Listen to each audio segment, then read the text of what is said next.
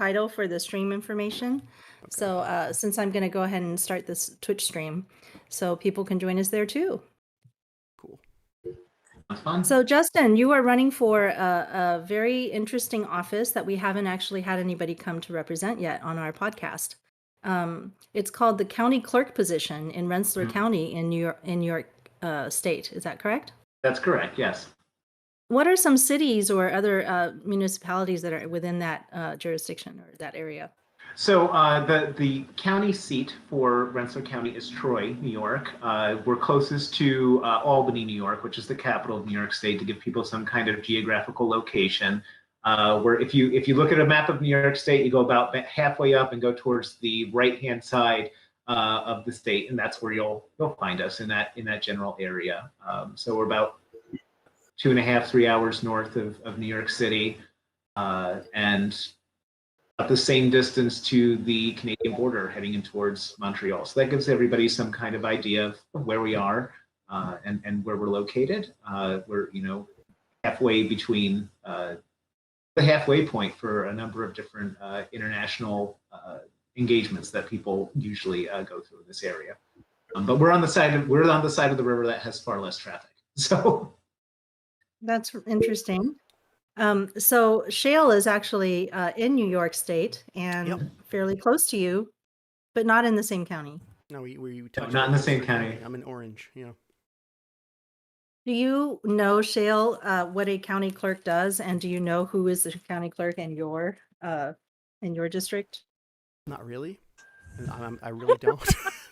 I suspect that you gave the honest answer that most of us are going to say. That's why I just passed the buck to you after my intro. I was like, this was such a good intro, and I got nothing. So well, because I realized that really that was what I was thinking. I was like, county clerk. What do we? I'm sorry. This is the reality of the situation. I've been doing the show for over a year about advocating for basic income, and I don't know what a county clerk does. So how about you, what Ariel? can a county clerk do for basic income? No, I don't, if I'm being honest. But I wanted to know who made first contact with Justin. Was it you, Shale, or Faye? It was Justin. Justin, who actually he messaged me on Facebook because I also do the Yanggang Roundtable, the Yanggang Report Live. So there's a chance that he may show up to our Facebook stream as well at some point. Oh, very nice. So Justin, you'd been watching the Yanggang Report Live? I have been watching that and I was able to just through contacting Faye, then learned about this particular segment of everything else that was my primary engagement really was like the Humanity First, the Humanity for Yang pages, right? And that's really where I've connected. And I work in the dark side of the world where the only real social media engagement that I have is in Facebook. And that's largely because that's just where all of my contacts are. And also because I don't feel like picking up maybe another social media handle.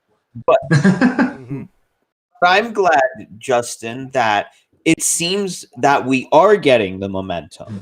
Because, I mean, if this is activating you, what was it the idea of Yang and the UBI that activated you, or were you always kind of active, or like what's up? So as far as running for office or as far as engaging the group? As far as just any kind of thinking about politics. Yeah, no, so for the longest time, I wanted nothing to do with running for office. And then really, I don't want to be a cliche and say 2016 happened and that's what energized me to do that. 2016 actually energized me to go to law school.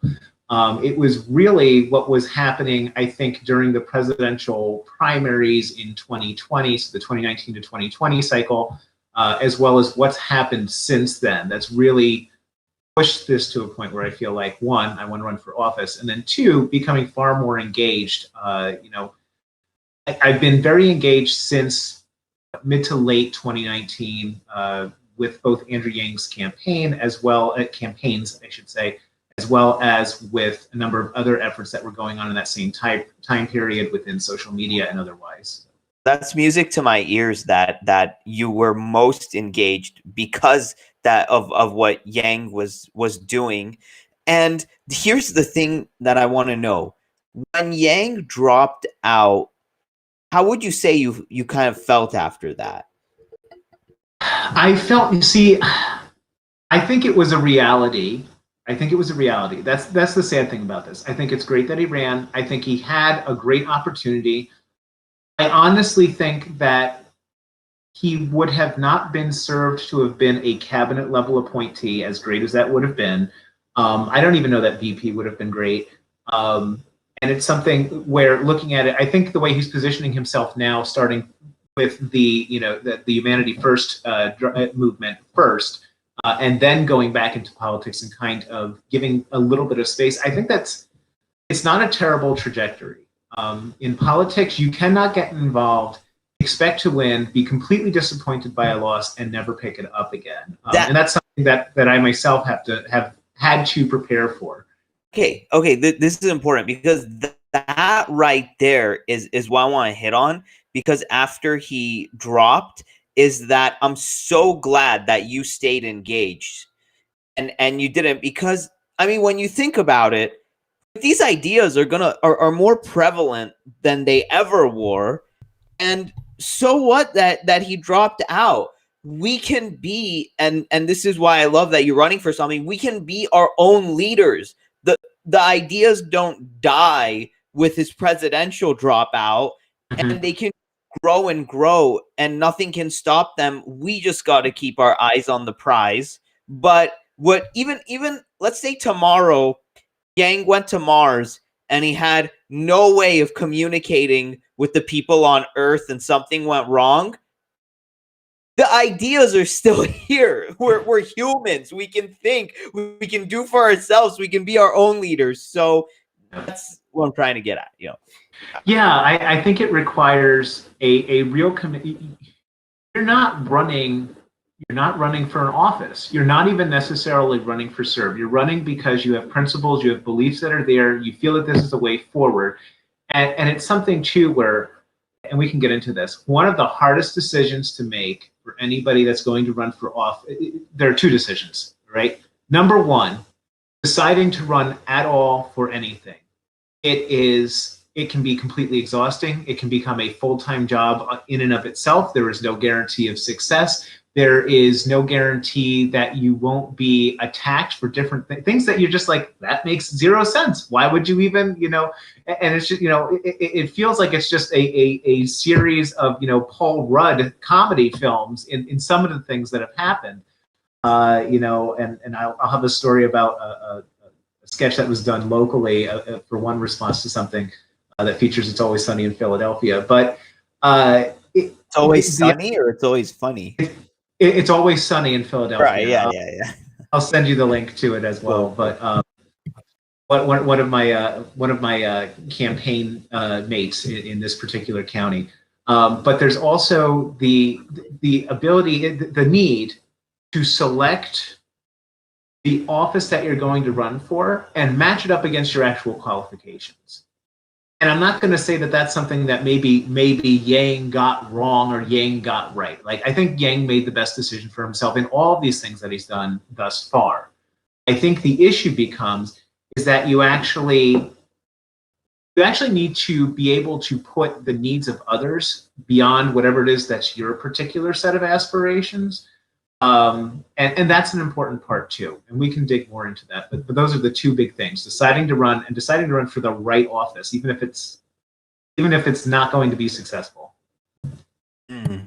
Yeah. So that's something that I'm finding in your the information that you gave us ahead of time. You say that you're the first challenger in 20 years for this current incumbent. This person ran for office ages ago, had never had a challenger, and just continued working in the same position for 24 years, plus 11 as deputy clerk. And so, yes, this person probably has experience, but also this person, it has a set of values that probably has not been updated in all of that time, versus what is it that you're bringing to the race that is going to make a difference for human beings? Sure. So I think that the current occupant of the office is somebody who does have experience and did bring in a set of visions that were transformative and were what maybe were needed at the time in which they came into office. And I think we're at a point now really with this, everybody wants to tie everything to COVID. These issues existed long before COVID. It's not like as if COVID somehow opened up this Pandora's box that all these terrible things launched out and just hit everybody all at once. It just exacerbated it. It just highlighted it. We are our own worst enemies. We ignore things and we do not do anything about it until it is far too late. That is what has happened in the last 2 election cycles. That is what has happened for years before that. Franklin said an ounce of prevention is worth a pound of cure. And that's where we're lagging. I just want to reinforce that. Go ahead. Yes. Yep. No, definitely. So I think part of the reason that I decided to run is, one, I see that there's no clear succession planning for the office that's coming up. There is an evolving need that's happening. Rensselaer County is home to no less than 3 top of the line educational organizations and companies. Like, we host Regeneron, which has been part of the COVID vaccine process that's been there. We have the Rensselaer Polytechnical Institute. We have Hudson Valley Community College, which has really distinguished programs that people will transfer to throughout the state. Everybody wants to make jokes about community college. There was a whole show about community colleges, right? But the community college system in the state of New York, I think, is really undervalued.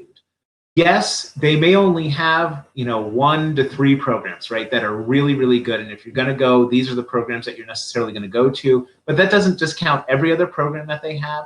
It doesn't mean that that's not part of a good process, right? But you have these schools, you have these institutions in this county that is on the verge of being somewhere between, smart city, somewhere between completely rural, right? We border the Berkshires of Massachusetts. Like, you enter Nathaniel Hawthorne territory real quick in Rensselaer County, where you're just like, is that haunted? Was that a dark shadow? Is something flying over top of my head, right? And then, you go for 15 minutes in a different direction, and it's like, this is our completely autonomous whatever. So it's fly my drone over those things. Definitely, you'll know when you cross which line where. But it's an amazing community that you also have a number of the people who are either teaching at these institutions or who are working for these companies that are living out in these rural areas, and it's highly attractive to them because 10 to 20 minutes away, it's like they're in a completely different world. So we have this huge county. It's got about 150 to 160 people. Okay. Go ahead. So what kind of sorry, I don't know, but what kind of powers is this position that you're running for have? Is it just I don't want to say like some of them are just glorifying bean counters or something, but I don't know. I'm just asking. No. That's a completely fair question. So the county clerk position it is kind of undervalued in what it does. Number one, fun fact, it's one of the only offices that the governor of the state of New York can remove somebody basically at will and appoint somebody else. So there's that, basically the person you answer to is the voter and the governor. Anybody in between is kind of meh. Number two, it's something where the primary purpose of a county clerk is, one, you're keeping track of things in a county. Now this becomes very important in a moment. You're keeping track of business records of when people start and close a business, of when people buy and sell a home, of when you have different court proceedings that happen. So anything that happens within that county or that Supreme Court, you're the official recorder of that, right? Through your office. All these things are held, your county tax maps, your county highway maps, a bunch of things. Now, with the way this world is going, right, this is an overly reliant on paper system. There are some things that have been made available digitally. There are, you can get some things through it, but it could be better. We're also facing an environment. Let's say all of a sudden DLT, right? It is engaged so that you have things like Bitcoin-like-esque structures, right, around things like property holdings. All of a sudden, your deed is actually part of a blockchain, right? It's something that's digital. We don't currently have the resources to anticipate a huge change like that, especially living in an area where we have schools that could try. It would be a great pilot program. We don't have people with those skills. We don't have an understanding of that technology. We're not ready. And so we're at this point where it's either go big or go home. And I think that part of the reason I chose to run is I feel that people should, at minimum, have an option for what it is that they would like to do. If you want things to stay exactly the same, that's fine. There's a cost to that. If you want things to change, there's a cost to that too. But it could be a huge benefit. So then your position is keeping records, but then what kind of power do you have to know that like new policies can get done and stuff like that? Sure. So law is a funny thing. That's the way I'll put it. Law is, about 1/10 of law is reading what the law says you must do. 9/10 of it is figuring out what you must not do, or things that are not actually addressed. Right? That's the only time anybody ends up in court over a lawsuit is because something was not explicitly stated, or somebody used a particular word that now we all have to get together and redefine what that is, right? You see this play out time and time again with, the Supreme Court, right? But these are things that we're really getting down to. So as far as policy, one of the things that a New York State county clerk does, depending on the county of location, is you're actually an agent of the state for several things. One is the court system, another is the DMV. There are some counties in New York State where the county clerk does not handle anything to do with motor vehicle transactions, but Rensselaer County is one of those. So you are able to navigate both the legal requirements of what's put on you, as well as figure out the policy to fulfill those. You have some guidance from the organizations or the agency that's overseeing this. You have the law that's there, and then basically how you meet those two things, unless it's something that's specifically spelled out, like federal regulations relating to it or something like that, you're the one that's able to start to navigate that. So you could start to figure out ways and say, hey, we want to move in the direction of blockchain. What would it take to do that? Maybe that's a wide open loop. Maybe no other county has done that yet. To my knowledge, that's the case in New York State. Doesn't mean that we can't be the first. It doesn't mean that we can't at least ask those questions. It's fantastically serendipitous because I've just become very interested in blockchain technology. A few weeks ago, maybe 2 months ago. I've been very interested in it. So I'm on board. That sounds great. So do Justin you have is a saying background in a cryptography? I am one of an early cohort, and then I'll sorry, Faye, I don't mean to cut you off. I'll just answer the question while it's here. So I went to Albany Law School in 2018. I graduated in December of 2020, and I actually, a photo of it somewhere, but I could bring it. My degree runs from side to side. The running joke is that they had to use the ink cartridge in the middle of running it because it's dual concentration. So the full name of the degree is Master of Science in Cybersecurity and Data Privacy and Financial Compliance and Risk Management. It literally runs from one side of the frame to the other. It's hilarious. It looks like the most obnoxious thing on the face of the planet. But that's job for you. This goes back to that deciding what to do. Yes, I run for town council. I see what you're saying now. Like a cyber jack of all trades. Yeah, that makes sense. Yeah. And so it's something too where like this, the entire focus of it is, you have a understanding, right, of the theories of the physical requirements or the digital requirements that are there, but you also focus extensively on the legal policy implications. And that I think is the real issue. In anything that I have done, I've tried to be the person that's able to speak to both sides of an issue. So being that bridge between the technologist and the lawyer, that's a huge gap. And for anybody watching that's like, what do I do for a career? Please consider it. Let me just say, it's so appropriate that when I first saw that picture of you sitting wherever that was, it looked like you were in the Matrix or something like that because of the green windows. So I kind of that's me somewhere, midway through the Matrix. So it's that's kind of the reason that I wanted to go through this, and these are my background points that are there. And it's also something too where my entire education is not based strictly on technology or on law. I went to school originally. I wanted to be a teacher, a music teacher specifically. Then I became an English major. And so I just sit there all day and figure out how to ask better questions than the one I'm being asked. Really segued into some more lucrative fields there, huh? Yeah. I have the same background. I also have the music and English background, not lucrative. Yep. Cryptocurrency. Yeah, soon what will happen is we'll automate all the jobs that required this, right? And then artists, we will have our opportunity for once and for all. We will sit upon the throne of whatever's left. I feel that Rensselaer County is very lucky to have Justin, because it is rare. Like Shale says, if you have an opportunity as the one person who has this technological background, to, you could be making a lot of money in private industry, but instead you have a public servant's sort of feeling about, what you want to do with your life. And so you are saying you're going to be the person that can bring technological innovation to this position, which could benefit so many people all at once. I mean, the bureaucracy really affects every single one of us, because we all need our birth records. We all need our marriage licenses. We all need all of these things done. And wow, talk about DMV. What a great evil that has been in so many places.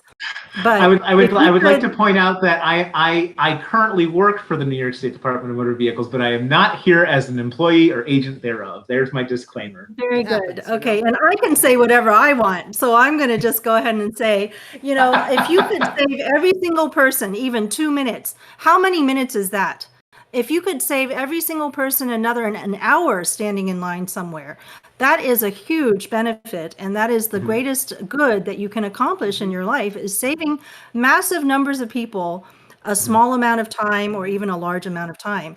And that is going to make people feel so much more cared for by their government, loved even, when the government it gets you out of the door in 5 minutes, you're like, man, I had a really good interaction with my government. So this is the kind of stuff that is really important, and people don't consider these as public offices that they maybe should think about running for. And I just really applaud you for coming to tell us about that. And this 20-year incumbent, they've just been kind of resting on their laurels. Nothing's really been happening, no new changes or stuff, or So here's what I will say, because I'm trying to run a campaign too, where I'm really focused on what it is that I'm trying to do and the issues that I see. Here's the current state of things. There are many county clerks in the state of New York that have provided at least the option to schedule an appointment online, right? Once we had COVID, everything shut down, then there was a slower reopening, there would be lines everywhere, blah, blah, blah, right? So Columbia County figured it out. Warren County figured it out. A bunch of other North Country counties figured out a way to do this. And mind you, they all have different levels of traffic, right? Troy might have a few more people in Rensselaer County, right? But it's something where you had to have these options. So pre-COVID, there was no way to schedule an appointment. There were satellite offices that only operated certain days for certain hours, right? And it's very much focused on a banker's hour structure. And it was in areas that certainly needed more service because they were more rural, and it takes a lot. It literally takes an hour to drive from one side of the county to the other. And that's without traffic. Then add the time to park in the city of Troy, which anybody who would like to have fun, figure out what that looks like. It could certainly be better. It's not the worst, but it could certainly be better. So you had some options that were there. COVID happens, everything shuts down. Okay, I get it. But then you have no communication about when things are allowed to reopen, what that's going to look like. There's no ability to schedule an appointment. You show up in line, you wait, you whatever. The satellite offices have not reopened because I think we just have it. What it looks like is that we don't have enough staff, or we don't have enough of a procedure in place that's really going to allow that at this point. So now all of a sudden, everybody's been taken probably a good 3 to 5 years backwards in the service that they were receiving. We have a number of people at the county as well as the state, this is a public sector issue, that they're going to retire soon. So just anybody who's thinking about what this means, New York State, about 45% of the entire New York State public sector employee service, right, is eligible to retire between now and, at this point, the next 3 years. If all 45% of the New York State workforce retired all at once, the knowledge capture transfer loss alone is going to cause this huge dip in service. and you're going to have one of two responses, right? Either you're going to not do anything about it and it's going to slide downward, or you're going to overcorrect it, automate things, and people are just going to get angry at the computer and not necessarily at the person. But counties are having similar things. You're looking at there's been a number of people New York has been operating at a net loss of population for years. A number of people in a particular age group are planning to retire, not necessarily stay in the state. So you're having a huge demographic change happen all of a sudden. And COVID, I think, exacerbated that, because now all of a sudden a bunch of people just didn't want to deal with it. They were teachers, they were public sector, whatever. They just decided to retire. They didn't want to deal with it. You had a bunch of people in New York City and other places that no longer wanted to live downstate or no longer wanted to live in the state of New York, right? So you have this it's like everybody took the chess pieces, right, and just threw the board up in the air. Wow. Justin, man, I am sold. You are preaching to the choir at this point. I believe you must be the county clerk of Rensselaer County. You'll be the greatest county clerk that Rensselaer County has known in a generation. Absolutely. Here, let me talk, man. Listen, I got to tell you, I'm glad you're here. I don't literally want this, but I almost want to say, like, you got to get off this show right now, get in front of a green screen, make a pitch to the people at Cardano. Tell them that Rensselaer County is going to be the first, on the Alonzo test network, and that NFTs on the Cardano network, because Ethereum the gas is too much. No one listening knows. You and me know, Justin. Nobody. Yes. Anyway. No, I get it. So let's talk to the Cardano people, because they're raring. They're chomping at the bit to prove that their technology can do social good. And you are someone they want to give money to. So let's let them know about you. Okay, fair enough. We'll everybody go home. Everybody write Cardano right now. Right, Charles yes. Hoskinson. Charles Hoskinson, one of the creators of Ethereum, and now the creator of Cardano. Let's talk to him. He's pretty approachable, I hear.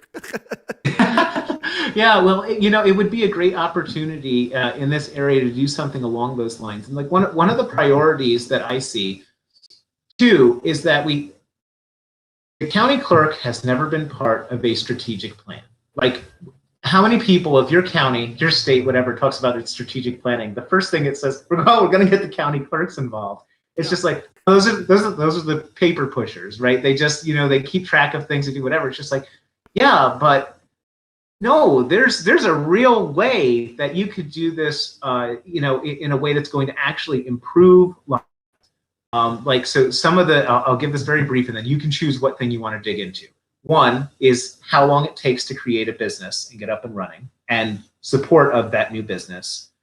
Two, open data that can encourage a bunch of things to happen, whether it's research, new business, a bunch of things that are available there.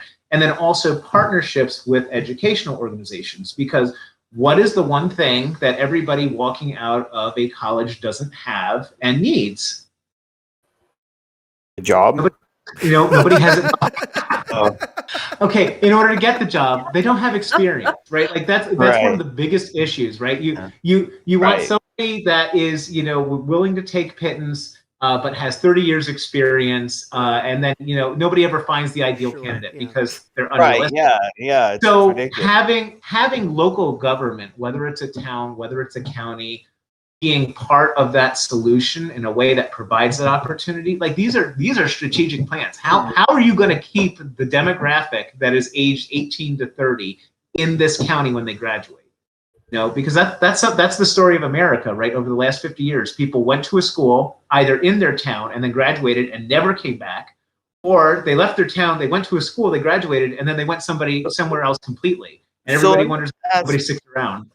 As county clerk, will you have like the ear of someone like the governor and like the other positions to kind of move, because over here we talk about UBI all the time, but I'm hoping I'm not beating a dead horse, but can the needle be moved, and not just UBI but these other humanity forward, like make things more efficient kind of like ideas if you position, or I mean, you have the opportunity to really set an example here.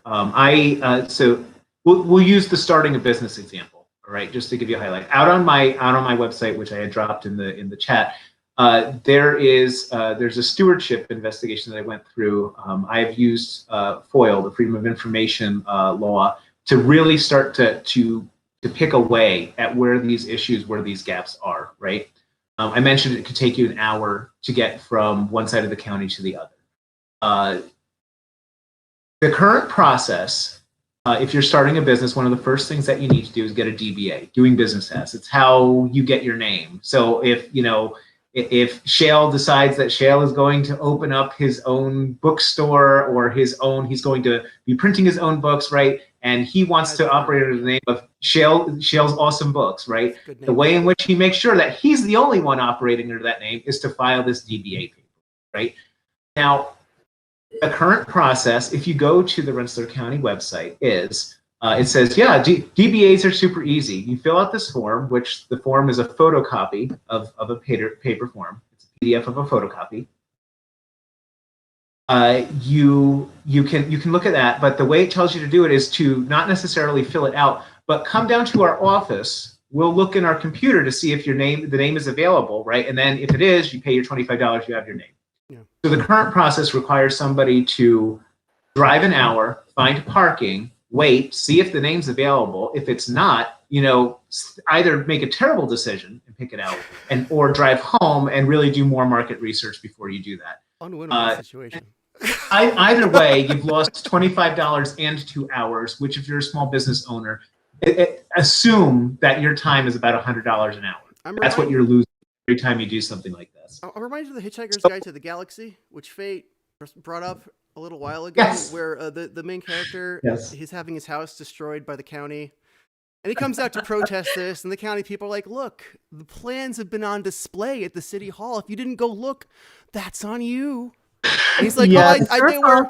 He's like, yes. What they were like behind yes. a locked door in the basement, and there was a sign that said "Beware of Panther," and it's like that's where the plans were displayed, behind a "Beware of Panther." I have already decided. I've already decided that anytime I leave, whenever I leave my next position, I will the entire resignation will just be the lyrics to "So Long and Thanks for All the Fish." That will be that's the entire letter, and just sign my name at the bottom. Good. They'll either get it or they won't. It won't matter to me at that point. I will no longer be there. So that's that current process. What is amazing to me is that there's actually a free resource. New York State publishes open data through the Department of State that just provides a list of here's every currently operating business by county, by zip code, by whatever, and you have their address, whatever. You could simply put the link to that data set on your website, and you can even set it as a filter that just returns ones in Rensselaer County, right, where you would be presumably opening up. And then somebody could at least search that out before they got in their car and drove. Or better yet, you could give them the form, and the form could have the notarization part on it, right?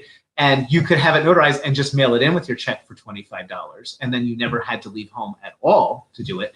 Or you could completely automate this entire thing, right, and make it an online process where it just goes, it grabs, it cross-checks if it's there. If it's there, you can't get it. If it isn't, here's either suggestions or, here's pick again, right? And then people are just done with it. So these are things that if you live in a different county, a progressive county or a county that has a lot of money, so they have resources with which to accomplish these technological changes and a lot more push, right? Then we would be like, of course, that's how it already works in Houston, or that's already how it works in Los Angeles or wherever, And whereas you're basically going to be instituting these things for the first time for your county. Correct, and it's not to say that there are not other rural counties in the state of New York that has figured it out one way or the other. Now, mind you, some counties in the North Country are limited. Like if you go to realty websites in upstate New York, I used to think it was really weird if you're like in an area that has regular internet, you're just like, boy, why haven't they updated this site in 15 to 20 years? Well, it's because if you are from New York City and you are deciding that you're going to buy a house up there and you pull out your smartphone, it doesn't matter how fancy it is. The quickest way that you're going to scroll through things is this very basic HTML setup that's just going to operate on the one bar of data that you're getting through to your phone, right? So that makes sense. But in Rensselaer County, there are very few areas where that happens. But that's not to say there aren't areas where there's zero internet either, which is a completely different issue. Just, In Rensselaer County, I lived for 3 years without the internet. I just Wow. want to give everybody here a quick update, but I don't know if you saw it, Justin. Earlier today, I shared a text about asking a local candidate running near me if they supported UBI, and they said yes. And just on this podcast, why my eyes were looking to my phone, you could see that and thing. I got a text from another candidate who is running who also wants my support, and I asked about support for UBI, and he also says that he supports it too because of what happened in Stockton. And now I asked if that candidate was running against the first candidate that I got a text from, and they said yes. So I responded with, okay, but I just need to know which candidate has the most concrete, well thought out plan for a UBI. Awesome. Which is a lot better than saying who's going to send me more money. So kudos to you for right. So people, if we did that as a collective. Go ahead. Yeah, go ahead. If we did that would have an impact. We should all mimetically repeat this behavior that you've started. Good call. That's what I'm saying. Yeah.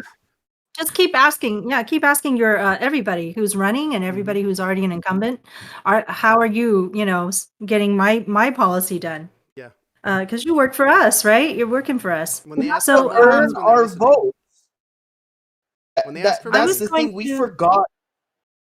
Yeah. They have to earn, like in the United States, we like to think about, the concept of earning, but somehow we look at that person who's struggling in their business and they're like, oh, they're just not doing much to like earn their keep or something like that. But we do the same. We have to do the same with politicians. Like if a politician is going to text me, they're not just going to say, oh, I'm running, so can I count on you? I'll be like, what? Like this person is doing this and this, and I'm hoping, just like we brought you here, we can bring both of them over here if they agree to it and have them talk out, and you can be here too. And this is kind of like an integrative, collaborative citizenship that we have, where we just don't shrug our shoulders and say, I'll just vote for the person with the most name recognition or the incumbent. Yeah. We gotta get our show on the library. I was saying that like yesterday. Sorry. Go on. I was going to say that, this position, it sounds like, people say the devil's in the details. And definitely for this particular position, there's a lot of detail and there's a lot of little, lots of rules and regulations. And it seems like Justin is like eager to tackle them and to know all the details and to get into that, like really mess around with all of those things. And you would like know every single little thing that needs to be done. Like that's just amazing to me because a lot of people don't have that kind of sort of like we don't want to touch that. It's just too much, too much work. So it has to be a personality also that fits the position. Let me just say, when you integrate the work and it's something that you enjoy the challenge and you enjoy the process of figuring it out, it ceases sometimes to become work. That and sometimes that's the kind of attitude that I'd like anyone in a public service position to have. I think has that. I mean, for me it's something where I'm very detail oriented, and to me there's no bigger rush, and this will sound as nerdtastic as possible, right? There's no bigger rush than having gone through all the details, done the research, be able to submit that for review, and have somebody respond with either one, a really good question, right, that furthers that discussion, or two, sold, right? Like that's the those are the things that to me. But I honestly prefer the follow-up question to it. That's like, yeah, actually, that's great. Let's keep talking more on it. See, the best thing that can happen to someone with integrity and a person who actually wants to see, what's the word I'm looking for? See change in the world, is that seeing that the results of their work actually moved someone to think about something or think differently, or they sent out a signal that actually got picked up and it actually did something. That's one of the best feelings that you can have, is like, oh, a work well done. Or and it doesn't even have to be that you were the one who was recognized for it. The simple fact that the idea was recognized, that somebody else saw value in it and took it. I don't care if I said in my announcement, if I do nothing else in this campaign but move the needle or force the system to ask, what is the system actually doing for people? I have already won. Like, Yang said the same thing, right? I'm either going to be the nominee or the nominee is going to sound a lot like me, right? And it's very true. At the end of the day, I don't. Exactly, right? But, it's something where at the end of the day, if I don't win, which is a possibility I've had to consider when I've been really, really bored. If I don't win, I've still forced the conversation to start about what has happened over the last 20 to 24 years and what needs to happen tomorrow and 4 years after that and 4 years after that. I can say that I did what I needed to do. I can say that I asked people to ask questions. But how can you lose with millions of ADA backing your campaign? Impossible. You know their dirty tactics. For people who don't know, ADA is What's a dirty cryptocurrency. about thinking about the future and the welfare of all? I think Shale's being sarcastic. I think. No, I'm not being sarcastic. No, it's actually it's a good question, and we're in a situation where we have name recognition as a chief opponent. It's just the name is synonymous with everything. And so you have that part of it. And then you also have, there are a number, and I had sent this over to Faye earlier, you have a number of legal challenges that are being launched because we can tell that there is a distinct chance that we could win. And because of that, those who may lose have a lot to lose, and they're making it as difficult as possible. So that's where Cardano comes in. Okay, I get it. Okay. Just today, you guys, Andrew Yang's name was trending just because he said something about a street vendor, and in a bad way. And there was some Yang Gang in there coming to his defense, but I'm telling you, I don't know. This lady, New York Senate, white as snow, calling Andrew Yang a white supremacist. Yeah, like it's a whatever. I think the unfortunate thing in politics today is that we see everything. It's got to be black or white. It can never be gray. We can never. My background is I grew up in a Republican family. They worked in union jobs, but they were Republicans, also yelling about unions and how awful unions were, right? But because you see both sides of it. At the same time, it's something where over time I moved away from those particular shifts, and I've realized that today, because of the political environment in New York State, right? New York State doesn't necessarily, you can't run for office or even vote in primaries in New York State if you're not registered as part of a party.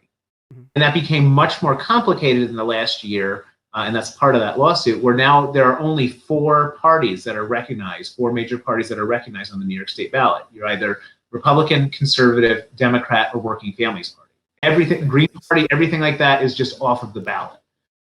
So really, when it comes to picking values that you align with and what's there, that's part of where I am and the reason that I'm doing things that are there. But it's just there is so much more we could do by focusing on the issue and how it works. I really don't care what party somebody is in, so long as we actually deliver something. Right, and no shame, Justin, for admitting that about Republican and being one before. I mean, in 2016, I supported Trump, but when 2018 came on and Yang talked about the underlying issues and all of that stuff, I was like, okay, well, there's a guy who makes sense. It's I don't care. Look, if you make sense and you can tell me how you're going to solve the problems, you can call yourself a tree stump.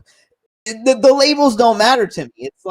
It's is what you're proposing going to work? Is it going to help people? Is it going to boost, humanity in a, better way? Then okay, I'm all ears.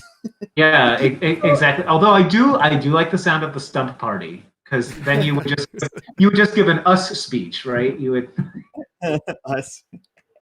I also read the tweet that you might be referencing there, Ariel, and I did not necessarily read it that way because I like to give people the benefit of the doubt. So when I read what she wrote, the senator, she wrote something like, the fact that Andrew Yang is getting more attention from white supremacists or something like that is maybe we should give more attention to it. And I felt that, yes, we should give more attention to this because think about it. If white people are finally feeling included in the conversation, and they're not even the white supremacists, not just average, white people in our community, somebody who is a white nationalist or a white supremacist, if even they feel included in this policy, which is going to massively benefit people of minorities, people who are impoverished of all kinds, women specifically, the fact that they can feel included and want to come to the table and come to the conversation, that is somebody speaking unity. And Andrew Yang is a master of speaking unity to the entire country. So I think we should put more attention to it. That's personally the thing, right, Faye? How de-radicalize people. Like when Andrew Yang invited that Pacelli guy on his Yang Speaks, and he talked about like how he came out of that stuff. And Yang was the best one of getting disaffected Trump voters, but there's no shame in de-radicalizing a person and dispelling the kind of myths that they're under, and little by little that's actually something to be proud of. It's like, hey, this guy was like mean and nasty, but it was because of a misconception that they had, and we managed to undo those misconceptions. I mean, that's doing God's work for all I'm concerned, And also, I feel like the fact that we have, a few white people here in our midst right now. I'd like to say hi to Kai also, who just joined us. I feel like you might agree with me when I say that the idea of the white supremacist is an extreme. It's not representative of people, of human beings in our country. These are extremes, and that's why we gave it a special label, right? And so what you're saying is that people who have felt very extreme in the past, there's been an olive branch extended to you, and they're willing to take it. Now, why would that be bad? That's a really wonderful thing that's happening in our country, and I think we should pay more attention to that and to the fact that we are able to unite the country in a way that hasn't been done before. Imagine if you could speak to the Tea Party and you could speak to, I don't know, third wave feminists or whatever, and you could bring them all into the same room and say, and they can actually agree on one policy. One. As far as that's the best thing you can do.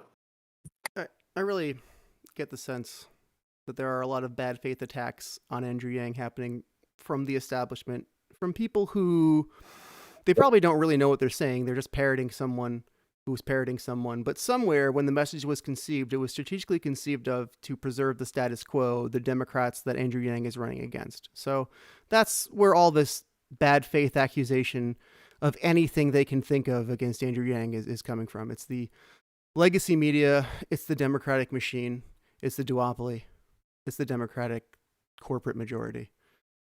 As an Asian person, I find it annoying that, Andrew Yang is not even boss enough to be a Asian supremacist. He has to be a white supremacist because all we can do is be minions to, somebody else who's somehow manipulating him into doing all this. I mean, it's just ridiculous.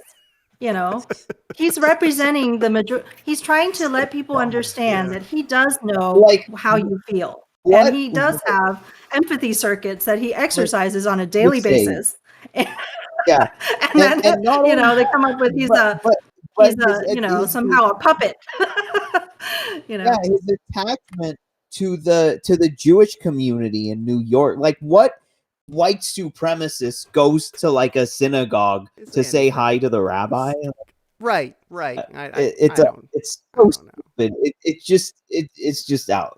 Just forget about it. Well, he picked a bodega whose aisles weren't narrow enough, so he's out.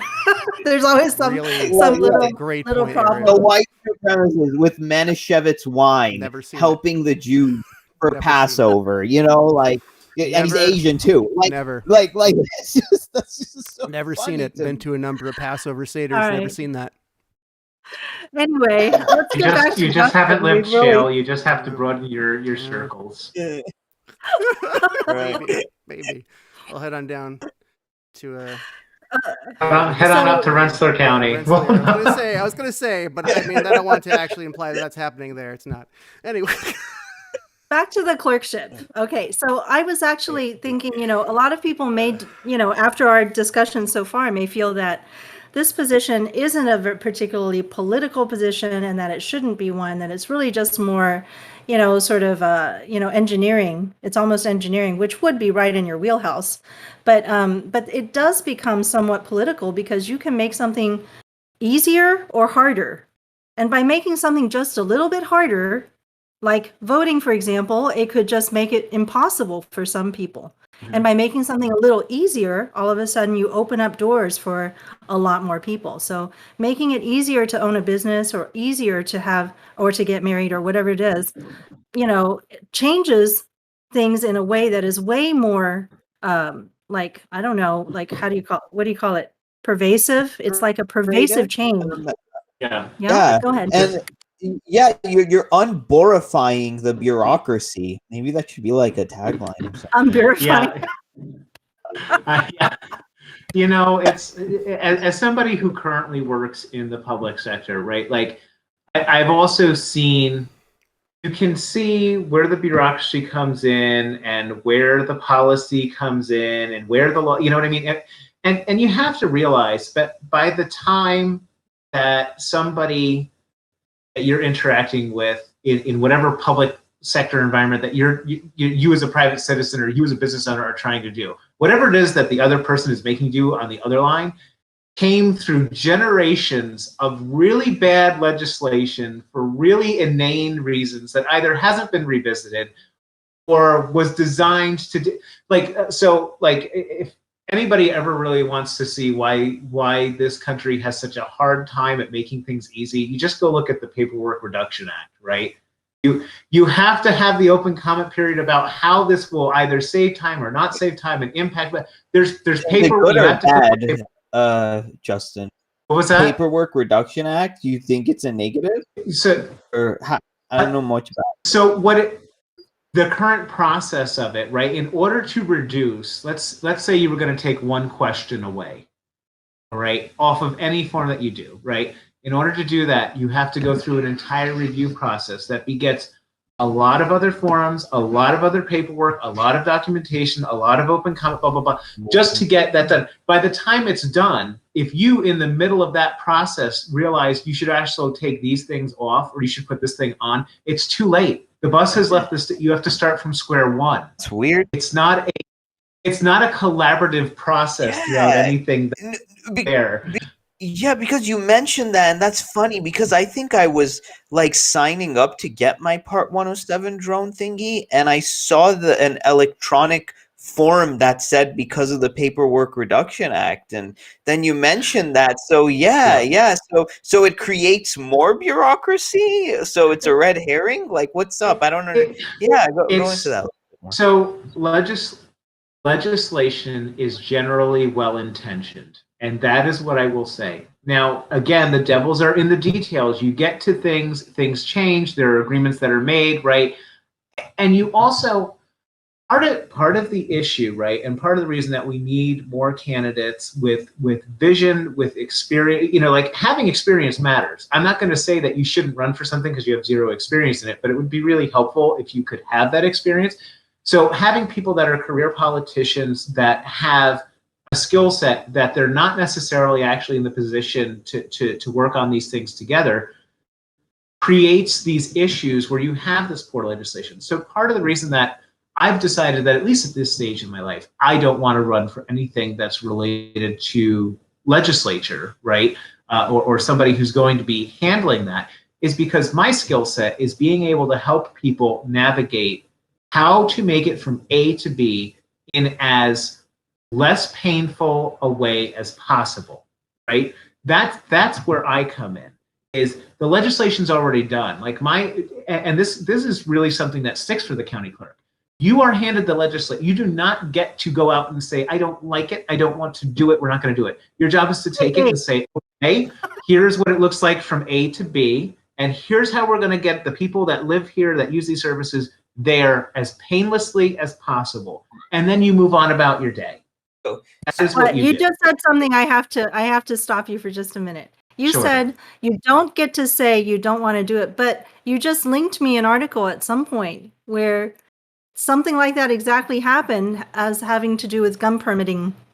It actually had to do. We shouldn't do it, and we don't want to do it. Yeah. So there are 2 incidences that have happened in Rensselaer County in the last 5, certainly 10, but I want to say 5 to 7 years. One was the New York State SAFE Act. It was the one piece of gun-related legislation that came out, and it came out immediately in the wake of the Sandy Hook shooting, right? Were there questions about it? Were there concerns about it? Are there still questions about it? Yes. As common sense as gun legislation is, it's generally done by people that either don't have one, right, or do have one and want to strip other things out, or you know what I mean? Something gets lost in that translation. But what ends up happening is you have a bill that comes out, it's not clear. You have guidance issued by other organizations about it, and that's still not entirely clear. In Rensselaer County, the solution was to say that when it came out, we're just not going to do it. Go somewhere else. We're not going to process it. And then, when we do process it, the we? The we in that statement was the person who the person who makes that decision in Rensselaer County, as far as policy is concerned, is the county clerk. And the initial response was either 1, we're not going to comply with it, or 2, we're not going to actually even offer it as a service. You should go out to a different county if you really want to do that, which creates other issues that are there. So that's one instance, right, of you don't get to pick and choose the laws that you have. Another is that in 2019, you had it's known as the Green Light Law, but it's the Driver's License Privacy Protection Act. And essentially what it did is it allowed people who were undocumented to get a driver's license. It's a very narrow law. It has huge implications. It didn't allow for some things to happen that maybe happened before, but it was the optics of it, right? And so the solution was, we're not going to do it. We're going to sue over it. We lost the lawsuit. Then we don't have time to implement it. And remember, this was the biggest concern in Rensselaer County by the end of 2019 was that somehow we would have so many undocumented people driving around in cars with licenses that they would just strike people as they were walking across this. Like, it was just like this ongoing issue of look at the carnage. And then you had COVID come, and all of a sudden, all those illegal people coming from Canada. Sorry, the whole concept just went away. There was just nothing there for it, and it became very muted and was no longer an issue. But we still have, we've now set up you've set a precedent, right, for anybody who is in this area, especially if they've recently relocated to this area in light of COVID, right, that maybe qualifies under this very specific provision of law to come in and do that you've already made it, if you're going to come in here, it's going to be uncomfortable, right? And this goes back to Faye's point. You can either move the needle in one direction or the other. You've already made it become uncomfortable at a minimum. Go ahead. I'm sorry. You're going to ask a question. But I still want to know the Paperwork Reduction Act is electronic. It takes things. It does it make things more electronic, or does it do it that it's like less questions, but somehow it adds more questions? Because I don't know. You're saying anything that's related to making the form either digital or shorter requires this process. This is a federal regulation that's out there. And that's kind of where you start to see things really hit a wall. There's, I think that at one point, so one of the ways that you could get through this, the podcast Reply All, I think it's episode 35, it's called DMV Nation. It's 20 minutes of your life you'll never get back, but it talks about the California DMV, and it talks about their experience, or the experience of DMV and other state agencies with the Paperwork Reduction Act. It's a really great to get into that and really walk through that painful process. And you have to understand, like, everybody wants to, any bureaucracy, right? Any agency that you interact with. Explaining it is so like, yeah. You have a general understanding or a general assumption, right? No matter who you walk into, whether it's Social Security, the Department of Health, that person is already angry and unhelpful and probably not. And part of that comes from just this public sector culture. And it's better in some states than it is in others. It's better in some, you know what I mean? Like, this is not meant to generalize everybody, but you're dealing with bureaucrats at the end of the day. Those who are well-intentioned are kind of like me. You get handed a law, and your job is to figure out how to make things work with that particular law. Your job is not to come out and say, this is a terrible law, we're not going to do it, right? That's the process. Now, that doesn't mean that you don't have the ability to lobby for that to be changed down the road through particular channels. Same way that voters have the opportunity, if something gets passed and you don't like it, you either lobby for the law to be repealed, right? Or you go and you vote for somebody else and you say that this is going to be an issue that's going to define who you vote for, is reversal of this or modification of that. And so it's. I know you say that, but the two cases where you presented before, about the SAFE Act or whatever, those two things, it sounds like the county clerk in that position actually did say basically, well, the legislature may have passed a thing, but I'm not going to, be able to implement it. I've looked at it and I'm not going to do it. Yeah. So they did make a decision. Like, how what a big change it would have been in your county if they had just made the opposite decision to decide, well, I am going to do what I can to implement this law. So. And I think the unfortunate thing too is the optics of it. At the same time that was happening, you also had a push within the city of Troy to become a sanctuary city, right? And so Rensselaer County is a very interesting political animal, right? In the fact that it's been some time since the legislature or the county executive have changed party, right? And because of not necessarily gerrymandering, right? But because of the way in which the politics are done and those seats are assigned and the way in which we handle things, like the suit I'm going through now, it makes it very difficult for anything to change. We've basically had single party rule for 15 to 20 years at this point. And the only thing that you've gotten out of it is frustration and a job mill that's running out of the county. And so that's the problem. We have people that are either, disaffected or disqualified, or I should say unqualified for different things that are there. And we're just COVID was that light that comes on, that shines on all of this darkness, all of these things that are happening. And now we have the opportunity to respond to it. And the unfortunate thing is that those who are, in the path of that response have no intention of simply giving up or simply admitting they could do something better, or they could be kind for one day, and that's the problem, right? Is we're at that point. This is why we have to make you win. And Ariel, I know sometimes I joke very hard, and it can be hard to read my tone, but I was dead serious about getting the backers of some successful blockchain who have a lot of money and a lot of interest in proving that their technology can do real social good to seriously back this campaign. And that could really be the difference maker. And I think it will be. So actually, let me segue into just asking you, what blockchain technology would you be relying on if you had your druthers, if you win, when you win? What will you use? What block? I mean, maybe it's too early to say, but I think it's early to say. Early days. We would be interested in partnering with somebody who wants to actually focus on doing social good. I think the connection with working with, so we have Hudson Valley Community College is actually, even though it's part of the SUNY system, it's actually under the jurisdiction of Rensselaer County. Like the legislature is the one that helps to approve that particular budget, right? So why not leverage something there? I guarantee you that you have people with the passion to either create some kind of a blockchain platform locally, right, that could be used that way, or to integrate with other projects. And you have other private universities that are here too, like going to Rensselaer, Polytechnical Institute, if you said we want to build our own blockchain platform, right, for the county, and we want to set county residents up with a complete way to do everything through blockchain, I guarantee you their response would be, when do we start? Right? Like it's something where you have that kind of interest, you have that kind of energy.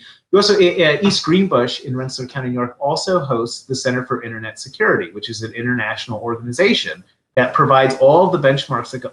We have so many things in this county that we could be leveraging. So you know your base. That's your base. We, you know. Are you friends with those people? Are they giving you money? They should be giving you money. So I have some engagement with them, Yeah. and part of the issue here too is, right, like you're dealing with this East County West County divide, right, where you're having this real change of all of a sudden things are being developed far faster than they're sustainable, right? And you've seen a bunch of farmland that has been taken and developed into box houses or box stores that are coming out. And I really think COVID is the opportunity to say, you don't actually need to develop all of that space. We could do all of this without having to do any of that, right? We have, the county office right now, the physical records are kept in 3 locations throughout the county. Let's think about that. There's paperwork in 3 places in different cities. So right now for this position, it's you, the incumbent, and like how many other people running for it? It's myself and the incumbent. I am endorsed. Oh, that's it. Okay. That is correct. Yep. So I am. I'm endorsed by the Democratic and the Working Families Party. Awesome. And part of the issue right now, I have no primary in the Democratic Party, but as of right now, I'm facing a primary in the Working Families Party. But it's not from anybody who was endorsed or interviewed or necessarily registered as a member of it prior to the start of the candidacy period. Good. There is, I sent Faye a number of articles where we're dealing with an issue where those who cry the loudest, right? Usually it's to hide whatever it is that they have done. So the Rensselaer County GOP, as well as several other area counties, have, we have evidence to suggest that they have recruited candidates whose values don't align with the Working Families Party. They have submitted petitions that may be fraudulent or that we are alleging are fraudulent in order to force a primary. And in the middle of navigating that and filing that complaint, we were then, I was sued in there's a list of like 30 some odd names, right, of all the candidates. And they basically did this across their entire county. Anybody who's running on the Working Family Party line sought to take advantage of a technicality and basically get those who were endorsed candidates kicked off of the Working Families Party. It's a really long 26-page document that's really, it's like 1 sentence long at the end of the day. But that's part of what we're dealing with, is an environment where, since New York State went down to those 4 political party lines, right, and the other party maybe usually had that independence line or could take a green line, and even if it's 10 votes that they get out of a town on that line, it's 10 votes that gets them closer to victory. And now you're running a 2-and-2 campaign. I think that they've realized that people are tired. They've realized that the people want change. They know that they can get better. They know they're not getting what they're paying for at this point. And so they've decided that they can't win in a fair election. And so that's, the same group of people that all of last year cried election integrity have then come in and started to rip apart a party for which they have very little love and very little sympathy with any of the policies that are out there. Saying that the GOP infiltrated the Working Families Party or something, or? Yeah. So what happened? Part of this, and there are a number of public stories about this.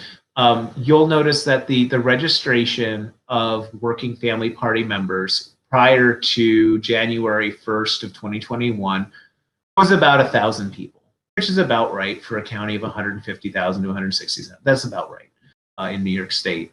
All of a sudden, between then and the cutoff, which would have been about Valentine's Day of this year, it went to 2,000. And from what we can see in estimates, roughly half of that transfer were from people who were registered either conservative or Republican. So we are priming it. We are putting up candidates. We are priming it with people that will pull the lever for somebody who really has no intent of serving, has no intent of winning. It's just taking those few votes yeah. in the fall. So that's kind of what we're dealing with right now. Dirty You can see with the politics. New name York like politics. that, yeah. Like Working Families Party, the name sounds so like wholesome and Yeah. like, oh, working class, like family and job. Like what other thing? But like the GOP is all like big business and I all used that to be stuff. Working So Families Party myself a long time ago. Before well, not that long ago, but before 2016, I voted Working Families Party. Well, it's the New York Party. Why would you? You know, we have instant runoff voting in this state, so I always thought I could make more of an impact if I was going to vote in national elections for the Democratic candidate by voting on the Working Party's line, which is a lot of people thought. But then they endorsed Elizabeth Warren, and I was like, oh, no, you guys are not good. It's a funny little thing with the Democrats and the Republicans with the working class, because Democrats kind of like the thing of the union, and they were all strong in that, but somehow the Democrats leaned more toward cultural issues than actually like bread and butter. So the GOP came and said like, oh, these Democrats are talking about all these like racism things, and you're a bad person, like be us. But then we find out that they're for big business, and then Andrew Yang comes back in and says like, yo, like let's give some relief. I registered as a Democrat so I could vote for Yang in the primary.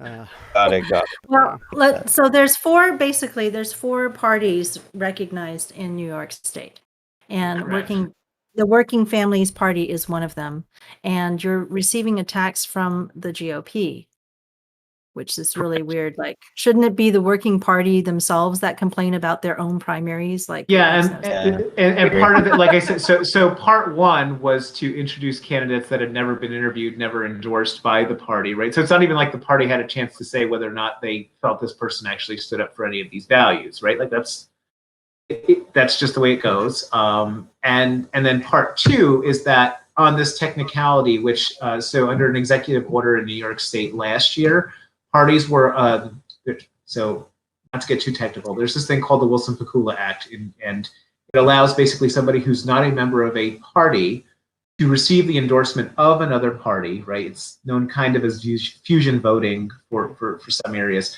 But in order to do that, the person who's receiving that endorsement and will appear on that line has to sign a declaration, and then that's approved by that party, right? Basically, it's just a, yes, I know they want to put me on there, they've endorsed me, and then that party says, hey, we know this person's not registered here, but we're going to say that they're our endorsed candidate and we want them on our line.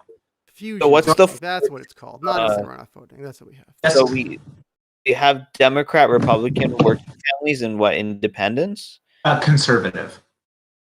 Oh, wait a minute. So Republican and conservative are two different parties in New York? They are two different parties. There used to be the Independence Party, which is not the same thing as independent voters. And so it's confusing. Yeah, the Republican Party. It's not a purposefully so. Yeah, that's true. But so that second part of it is there was this executive order that allowed the Working Families Party or other parties to electronically, right, issue that attestation that these are the acceptances that were done. It was done this year, and the question that the GOP has raised, and this is the polite way of putting it, is that since it was done electronically this year and the executive order didn't necessarily extend to that, or it was rescinded, or it was unclear, therefore, those endorsements from the party should be rescinded. Yeah. And basically, what that would force us to do as endorsed candidates, who would then be unendorsed by the state, even though we still have the party's endorsement, would take our names off the ballots. It would leave the name of the questionable candidate on it, and then the only way that we would be able to win is by a write-in campaign. We're going to do it. This is why we need money for your campaign from some. Just to file a suit like this in the state of New York, you're looking at about $2,500. Well, the people who have NFT technology would like Rensselaer County to use it, so let's go to them, and they have a lot of money to give you. Yes. Describing all of this, it's like, even to run, it's like this bureaucratic web of like endorse, unendorse, this, that. It's like, it's so annoying. It's like ugly. All the rules. Yeah, it's Justin actually is able to handle because he has a law background. And so he understands this is how things are done. You gotta be a maniac if you don't have a law background to do this. I don't know. What are we doing? Right? Yeah. Yeah. I mean, it's like I said, one of those two things, right, is that you choose to run and you choose to run for the right office. So making that decision just to run was going to be something that. Well, go ahead. Go ahead. The good news is I'm saying that if you get in and somebody else wants to do a run and they don't know anything about this, it's like they can hit you up, I'm confused. They're at present, and I'll say this for both New York State as well as the county, right? There's very little, the way in which the election process works and what it takes to become that candidate and what, you're basically relying on your local party to help you to navigate that. And I'm very fortunate to have people that have worked in election law and very fortunate to have people that have been seasoned and worked through, this specifically in Rensselaer County. But it's like, there is not much about this that is easy. Even filing financial reports and what the process to go through that. I spent over an hour on the phone with the IRS trying to navigate. I don't know if anybody knows this. If you want to run and if you need to set up your political action committee or your particular campaign thing, you have to have an EIN. But it's not just a normal EIN. It's a very specific EIN. How did I find this out? I called the New York State Board of Elections, and the person there was absolutely wonderful. They were very helpful, right? But that was 15 to 20 minutes on the phone to navigate what it is you're supposed to do. And they walked you through, click this button, click that button. It was wonderful, but the problem is that is a call that is repeated how many times a day, right? And so that's there's like same a thing delicious happens at sort the county of level. thematic appropriateness of you having to slay the dragon of the worst of the system that you would redefine. I think it is important. Mm-hmm. A good bureaucrat experiences a taste of their own medicine. No, this is your test. Just to remind themselves of that, like all good therapists and and counselors are in therapy, right? So it's the same kind of thing. That's how you keep a pulse on things. If you're not going to go through that process yourself and encounter how difficult or how easy it is, you have no confidence. You have no back. I know that Shale feels that you're going to be the sort of, because it's all about the money in the court system ultimately, but it feels like, ultimately precedent is in your favor, because I remember after Bernie, 2016 campaign, he had sued the Democratic Party, and the result there was the Democratic Party could basically go smoke in the back room and choose anybody they wanted, and there was nothing they could say about it because it was a private organization and so forth. I'm just saying, legal precedent really should be in your favor, and if it doesn't go that way, I'm going to call it's just the money. It's the money. We are hopeful about that, but it is very difficult, and you can sense the control about it as well in this county. Only one publication out of 40 that we've reached out to ever carried my announcement for my campaign. One. Oh. And that is not something that law can fix. That's something that is in the hearts and minds of people everywhere. And again, the money. We have to fix the money in order for these problems to go away. Kai is finally with us on the screen. For a minute. Anything, say Kai? Do you want to unmute and say something, Kai? She's been with us for a while, but not. Well, nice to see you. I'm listening. It's sure. You don't have to talk if you don't. The only thing I can pitch in is that very similar to our experiences with the Green Party in Missouri, and the Team Red and Team Blue, they talk to each other, and they know how to keep the threats from being actual threats. They know how to keep people out of the process. Yeah, that's right, and that's why we need that card. And it's dangerous. But Justin here that's what fascism is. Yeah, you're right. Yeah, they do talk to each other. But since Justin has this background, I'm thinking if we can get a few people like you, Justin, to pierce through all this whatever, like then you can be like the man on the inside. Like that's what I'm really meaning. Just a few good people on the inside is like all we need That's the sequel to A Few Good Men, just a few good men on the inside. Right, Like yeah, we've given up on whatever else that. Yeah, no, really, the only way that you're going to actually have some kind of system that works for people is if you start to examine the issues and you get people involved in it that are, I don't necessarily want to be like the current incumbent and serve that long. I mean, if it works for me and we make a lot of strides, whatever, I also know I have an arc of effectiveness. And guess what? After X number of terms, X number of years, that vision might not be applicable. There may be somebody that has a better vision. There may be something else that I want to do that's going to be more life-giving, or I can weigh the pros and cons of like, where am I giving the most help? This is something where I feel like if I did it, I would give the most help to my immediate communities. That right there, what you said, it's like you're not. That's enough to get me shot in some places. Yeah, that's why they won't let you in. But we're gonna get it anyway with the Cardano money, so it's fine. Yeah, but that right there, what you said is why sometimes people like you don't win, because the people on the other side are like, I'm just gonna stick here and I'm gonna suck everything and stay as long as I can, and those people are ferocious. Yep. So, yeah, there is, like I said, it's been 20 years of largely single party rule in this county. And so it's something where you can tell something is not right. You see the things that are happening and you say to yourself, why is this happening? And I have filed many long FOIL requests, and some I've heard back from and others I have not. And part of that is probably because they're trying to figure out how bad the answer looks. I say this is some extensive FOIL experience, right? So it's there's something that's not quite right, and if we do nothing else but shine a light on it, we've done our job. Right. That's what bothers me the most, is that the people who are most good at like being selfless and wanting to help the community and doing all these things are the ones that are like, I'm not going to step on that guy's throat so I can get this. Yeah. But the people who are willing to step on other people's throats are the people who get the position, and it's all about like, okay, like what advantages can I like take from this? Everyone else be screwed. And yeah. I don't know. We're all playing that mafia game that I'm playing in on the Android. We're all playing the game of power, and how power, concedes absolutely nothing to anybody else. Yep. And so, but the real power is in the social gathering. So when we disagree, the actual people, like when we get together and we all decide to vote for Justin, that's how we break that power structure, and we just we elect a new leader.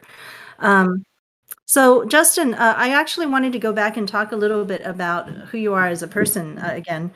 Sure. And some of the policies that you say that you're for more access to internet, because of course, if you move technology forward in this county, then the people who don't have any internet access, what are they going to do? They're going to feel left behind. So how can you help do that as a county clerk? I don't see. How does that? Sure. So, it's something where, again, this will not necessarily fall under my purview, but internet access is a huge issue. Again, COVID just highlights it, right? I lived in it's not a real place on a map. So it's called Michiskill, and it's in Schodack Landing, New York. And I lived in the section that was was the pinpoint in the map where there was no internet. Like you kind of got whatever came in on your smartphone, but there was no Fios, there is no broadband, there is no anything. If you were in a family that had children in school, you were paying for a hotspot, and the hotspot in that area you're talking for maybe megabytes. You're not even getting gigabytes. You're getting maybe a few hundred megabytes a month of it, and it could cost you $400 a month for a hotspot. How can you do that?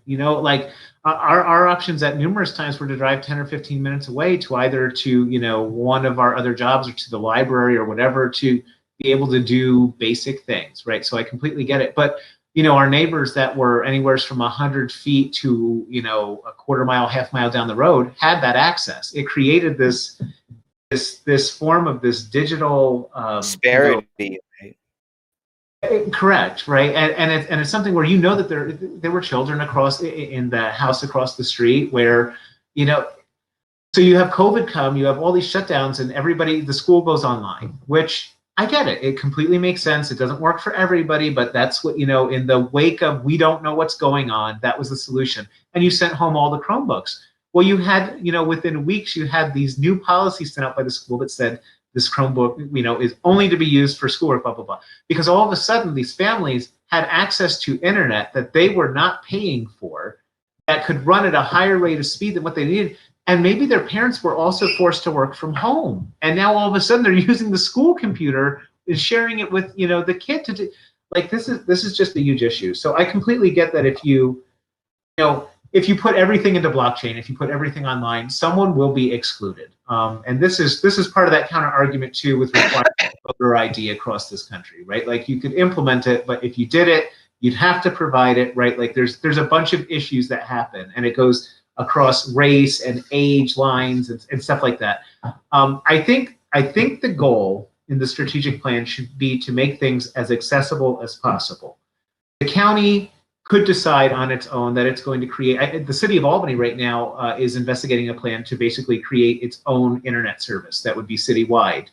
And whether it's low cost or free or whatever, that's kind of up in the air. I know in New York State, part of the legislative budget is to pass something that it won't cost more than $15 a month to get 25 Mbps, depending on income, right? And really forcing, we're just getting to the points where there's internet being made available in some of these areas. Like, it's complicated. I think if you focus on one, making things as accessible as possible, you reduce the line of people that don't have that access if they have to come for an in-person transaction. You can also, that's behind that your employees aren't handling people that are in line or on the phone, that they could be taking a call and at least helping somebody else schedule that appointment using that same system from their office. I don't see why you would need a different system to do something like that. But we have, whether you're out in Stephentown, an hour away, and you have that hour's drive, or you live in the city of Troy, but the section of Troy that you live in, it takes 3 buses to get from where you are down to the clerk's office, and it could take you the exact same amount of time to go maybe 2 or 3 miles, right, depending on in the grand scheme of things.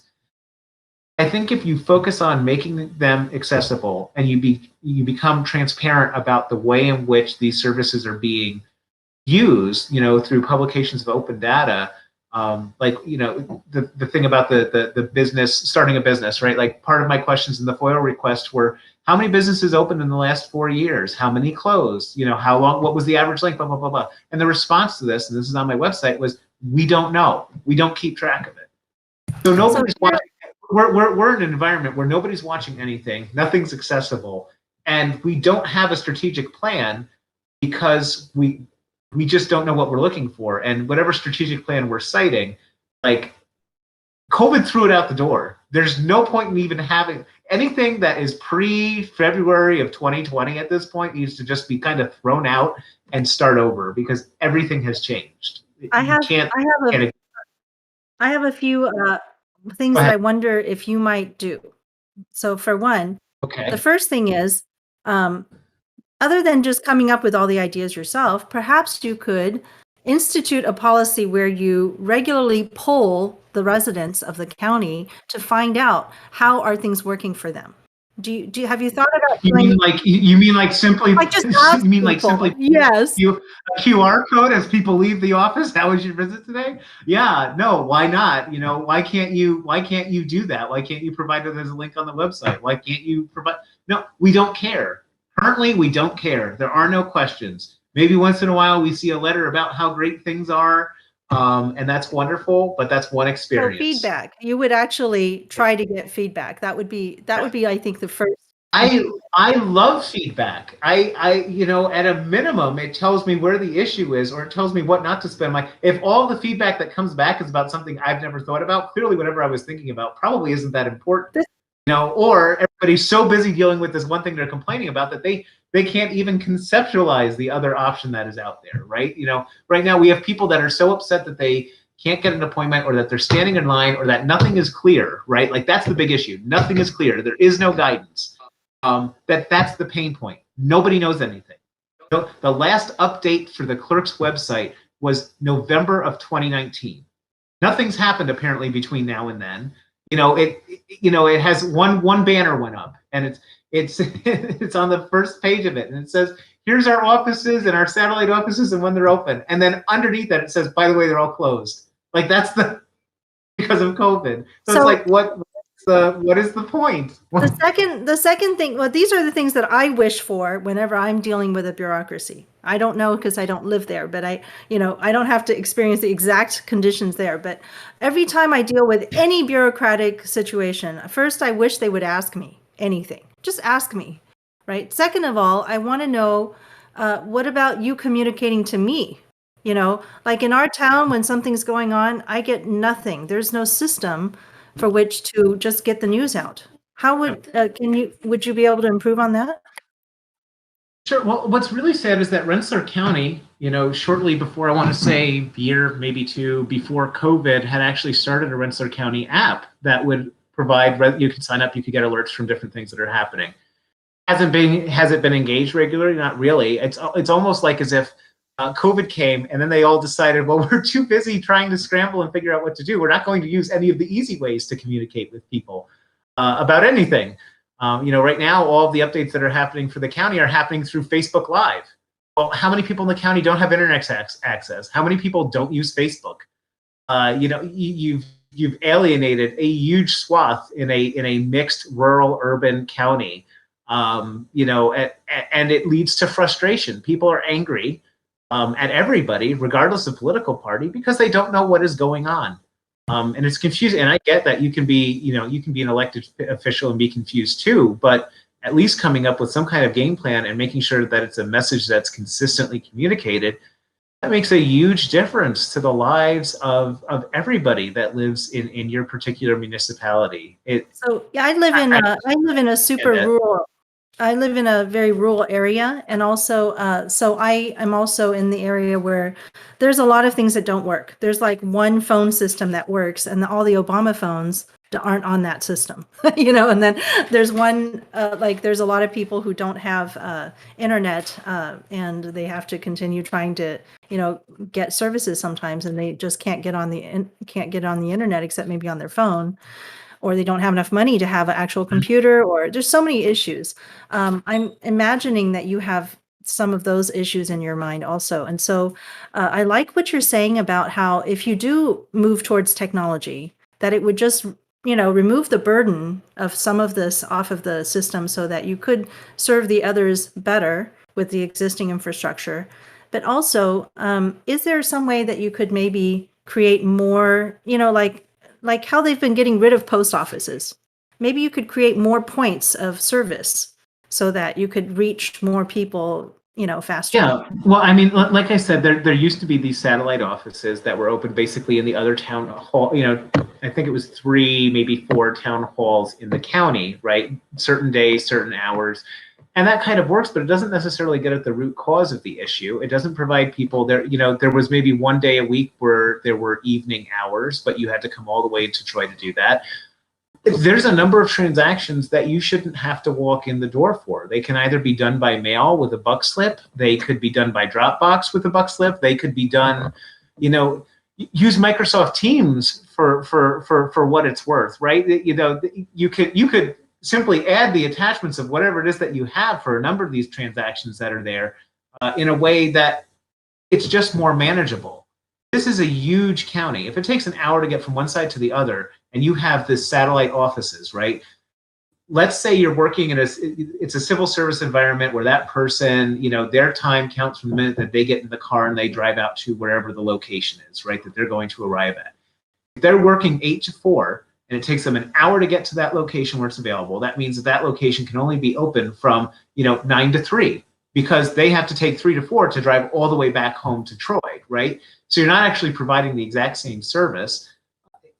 it's just there have got to be better ways, and I feel like we're missing that. And I feel like one way that you could really start to engage that and figure it out is either through deputization or through engaging like the community colleges to see what options they may have. There is just a wealth of options that are out there that we're not exploring. We're so busy reacting to COVID. We're not leading. What about a satellite office where you just have somebody there with a laptop who understands how to use it? Yeah. And just is able to provide, Wi-Fi and that, or whatever, is able to provide internet service at a speed that is actually decent. And then, you just have an agent that helps you to fill out forms. You don't have to have a real office. You know what I mean? Yeah. Part of this, I think that would be a wonderful idea. And the issue that you have to ride there too, right, is like, let's say it's a town clerk that does that. You're now taking time and effort away from that town clerk that might be needed for other things, right? So that's something that you have to be cognizant of. Let's say it's a library or a senior citizen center that you partner with to do that. That is something that might be a little bit more manageable, but you're dealing with people that might not be fluent in bureaucracy. There's a few examples, and this is something that for some of these things, right, would really require changes at the state level. And I get that, right? If you go into Florida and you go to the DMV, the experience is you walk in, you're asked, what are you trying to do? They ask if you have some documentation. They fill out the form digitally for you. They print it out. The form is completed and printed in front of you, and you walk over and you pay the person. That is the process. In New York State, we're very fond, and this goes, across all sectors, we're very fond of creating a form that we already know the answer to, but we're going to grade you on your performance, right? And by the time you're done, we'll either tell you whether you're right or not, and sometimes you have to mail it in and wait and find out even later that you were wrong, and you get to start again from square zero. Another option is, I believe it's in Alberta, they basically deputized. They deputized either the post. What they did is they consolidated all of their government services in such a way that there would basically be a store in your town that you would go to, and that store would handle the mail, it would handle your registration, blah blah blah. They just did everything. They basically licensed you to do that. Now we're dealing with that in New York State as something that specifically for motor vehicle transactions is. I can see a day where you can go to the grocery store and renew your motor vehicle registration, right? If you choose to do that, right? So that takes revenue away from the county. It also offloads some of the heavy pulls that are there. So you also need a county clerk that's going to be thinking ahead and saying, we're going to lose a significant amount of revenue, or maybe we'll gain some, but chances are we'll lose some with a process like that. How are we going to be able to fund the rest of our staffing for all the other things that the state isn't necessarily taking away? So you have to think really big picture about these things and try to weigh that off. I love the idea of not. I mean, you could take the government center, the catch-all single government store, and you could take it further and automate it. You could have it be an ATM machine owned by the county, that you could put anywhere. Anywhere there's an unserved community, you could plop this ATM in there and teach someone how to use it. And if it's good, I don't know, maybe it would help. Maybe it would be enough, I happen to be on a Discord server where they're working on a citizens portal in connection with Andrew Yang's, campaigns and so forth. Andrew Yang was an inspiration for this, and they are sort of working in their, hopefully to provide something of benefit to him once he becomes mayor. So I hope everybody will watch out for that, because that's coming. The citizens portal is going to be an electronic version of something like that, where you can get your stuff done online more easily because there's an app for it. Yeah. So there's an app for that. these county clerk positions, do you really get into the mud like they would for mayor or governor or something like that, or it's very like, I don't know, formal, or like how you run attack ads against each other, or like what happens? I can only speak to my experience, and I will say that it has been somewhat calculated it's been interesting in that most of the attacks that have happened in a race like this have come via surrogates, right?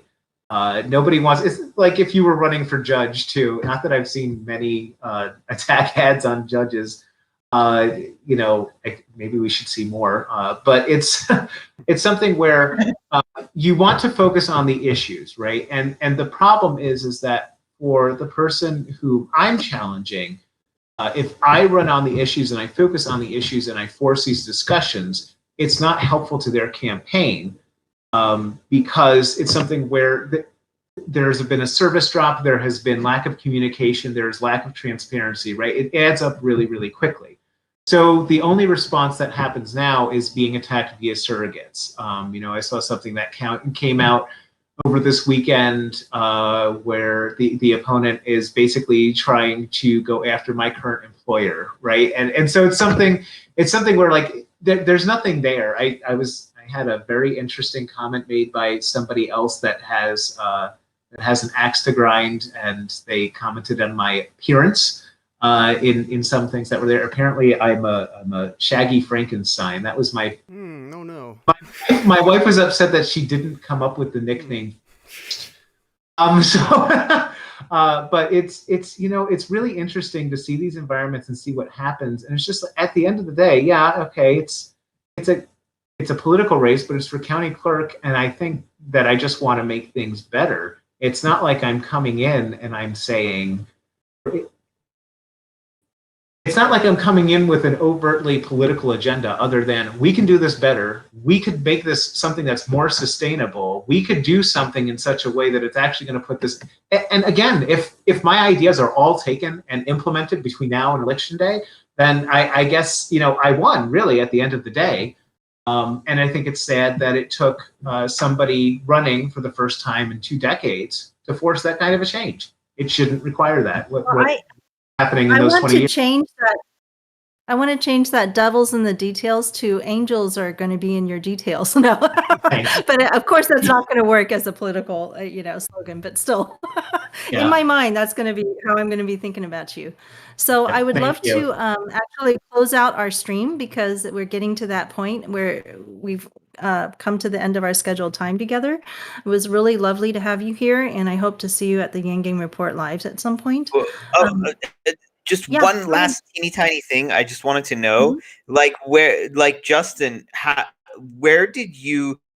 what link did you click on to get to Faye or something like that, just so we can know how that worked? It was just through Humanity Forward and stuff? It was through the Facebook group, I think. And I had reached out to a number of Yang-related Facebook groups that I was a member of, and they responded. We have a page. It's called the Yanggang Report on Facebook. And I think you're subscribed to us. You've liked us. Like us, come to our page and like us, and you will get notifications when Annette and I go live, because we usually will stream into that. So I know Ariel is subscribed because Ariel always comes. I appreciate you. He's a great participant and volunteer, as well as being a speaker, and that's something I really appreciate about Ariel. So Justin, would you like to tell us about how people can support your campaign other than this whole Cardano? That's a whole different thing. I mean, really, it's a great play. Actually, we've our campaign in the last 2 hours. Sure, So part of that, I did drop in the chat that's on here my website that is there right now. We're staging in a position where we know we'll probably have to have a working families primary that's coming up. So one, we will need volunteers to help with some of that phone banking, and 2, it's really funding. This is a race that should not be about politics, but it is a race where I know for this county clerk's race, in order to be successful, there's a very narrow path to victory if we raise less than about $20,000. And we really need to probably raise about $30,000 just to get through this campaign cycle and be truly effective. That is a ton of money for a county clerk's race. Maybe not the most expensive in the U.S., but certainly expensive in the state of New York. And I can tell you that my challenger too, for years he's been hasn't had a challenger and has still been socking away maybe a few $100 to a few $1,000s every year to come out with things. So I just know that this is something where that's going to be a huge hurdle for us. And I certainly prefer to have small donor dollars in there. And, you get businesses contributing, and I can already tell you that's most of my my competition. So small dollar donors are really what I'm looking for. But definitely support. If you go to the website, you can get in touch with us about volunteering for phone banking or for becoming more interested in the race overall. There's a lot of stuff to dig into here. If people have ideas, that would also be great too, right? Like I would like to think that I'm knowledgeable and visionary enough to come up with ideas, but I'm also willing to admit somebody else may have a better idea that really impacts that. And I'm open to that. And that's something that's not happening right now. Ideas are not welcome in Rensselaer County. All right. Did you give us your Act Blue link, or you can find yes, that in our that's in the chat. Yep. We're going to go ahead and put that in the description of our stream today. Okay. But I think just for people who listen only to our podcast, they may need to actually have it read out to them. So I'm going to go ahead and go to www.fosterrensco.com. That's FOSTERRENSCO.com. And that sounds like it's Foster Rents, like for Rensselaer, and then county, CO, fosterrensco.com. And you will be able to find Justin Foster for Rensselaer County Clerk. Go ahead, Ariel. Do you want to do your sign off? I have this. Yeah, okay. So my name is Ariel. You can find me on Twitter at Ariels. That's ARIELSAERIALS. And I'm also on youtube.com as Revolutionary Thing. I just dropped an episode yesterday, and I got more good news that this person, they're really like contacting me. Like, it's not automated, like actual human beings having like a conversation of like why I should vote for them through text. So I'm just going to say whoever comes on this podcast is going to get it. Now, if they both come, I'm going to have a hard decision to make, but it's just, I think this is a step up from like the lazy kind of like, stuff that I see. So I'll see what happens. This is getting kind of interesting. That's pretty great. Yeah. So Justin, I know that you're not using Twitter right now, right? So is there another way that people can go ahead and contact you? You do use Facebook. I do use Facebook. We're at Foster Rensco, same as the way the website is out. And then we do have an email address of info@fosterrensco.com. So we are set up. You can contact us. And if you go to the website, you all the ways that you can contact us are listed through there as well. There's even a submit form if you really don't want to have to type anything out other than "Hi, my name is." So, if people are on Facebook, they should look for you as yourself or look for your campaign page. For the campaign page, that would be the best way to do that and get most of the information that's out there. And that's at Foster Rensco is the Facebook identifier. Okay. Thank you. Thank you so much. It was great to be here and to have these discussions and think big and not be alone in it. So I'm going to go ahead and let everybody else close out too. My name is Fei Ku. You can find me at the Yanggang Report on Facebook, and we call it Yanggang Report Live when we go live stream. And also you can find me on Twitter at Palestine Math. How about Kai? Are you here with us to give your closing? I can. I am at KAIZENKC on Twitter, Patreon, and PayPal, and Cash App. So I am a divorced mom who lives in poverty and am trying to kind of crowdsource myself a UBI. I'm a UBI advocate and also a pretty passionate social justice advocate. And I think they're all connected. And I also am a bit of a street preacher. So anybody wants to find me, want to talk about any manner of topics, I'm available for you guys. thanks, Justin, for coming in and talking about innovations on the county level in politics. Thank you. Great to be here. So I think that just leaves Shale. All right, such a good Are you ready? episode. So good to meet you. I'm sure we'll talk more soon. My name is Shale Riley, and my Twitter is SHAELRILEY, which is also my name. So thank you for listening. Thank you for talking. We'll see you next week with more basic income advocacy. Goodbye, everybody.